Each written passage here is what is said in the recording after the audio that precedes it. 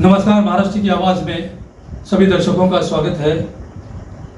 हम अपने दर्शकों को भारत की राजनीति में जो भूचाल आया हुआ है, जिस तरह से 2014 और 2019 में जो देश की जनता ने जिस उत्साह से भारतीय जनता पार्टी को जितवाया था, उस उम्मीदों पे खरे न उतरे।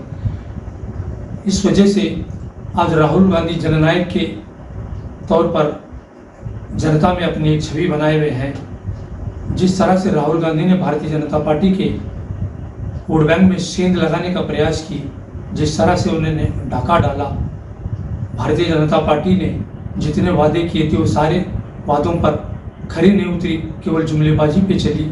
उसी का फायदा आज राहुल गांधी जननायक बनकर उभर रहे हैं। और राहुल गांधी ने जनता की मन की बात टटोलने के लिए जनता के साथ जुड़े हुए हैं। जिस तरह से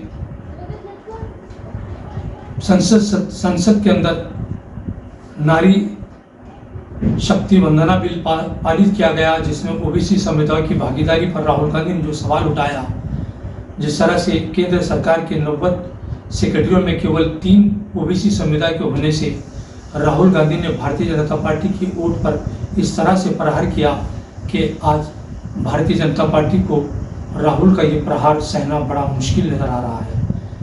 नरेंद्र मोदी और अमित शाह की गुजरात लॉबी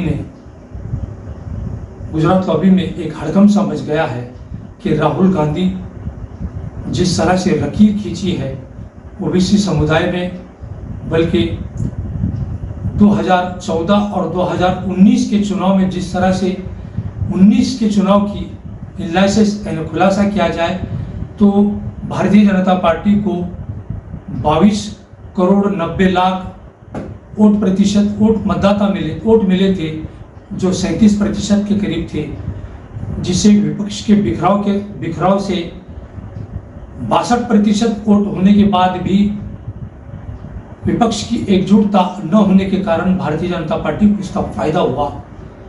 2014 और 2019 में विपक्ष के बिखराव के कारण भारतीय जनता पार्टी सत्ता में आई, लेकिन अब स्थिति बदल गई है।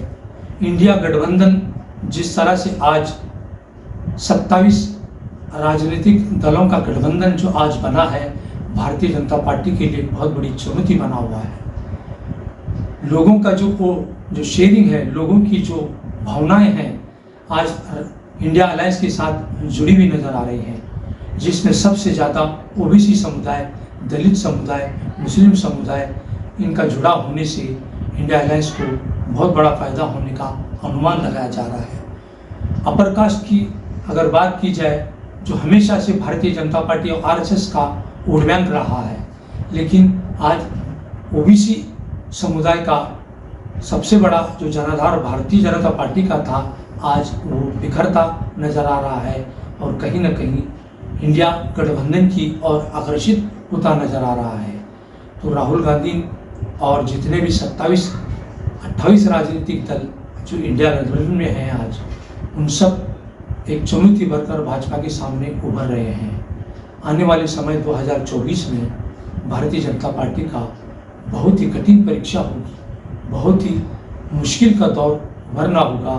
भारतीय जनता पार्टी के सामने बहुत बड़ी चुनौती है। सबसे बड़ा जो राज्य है उत्तर प्रदेश, जहाँ पर ओबीसी समुदाय 41% है, महाराष्ट्र में 35% है, मध्य प्रदेश में 62% है, तेलंगाना में 46% है, राजस्थान में 46% है।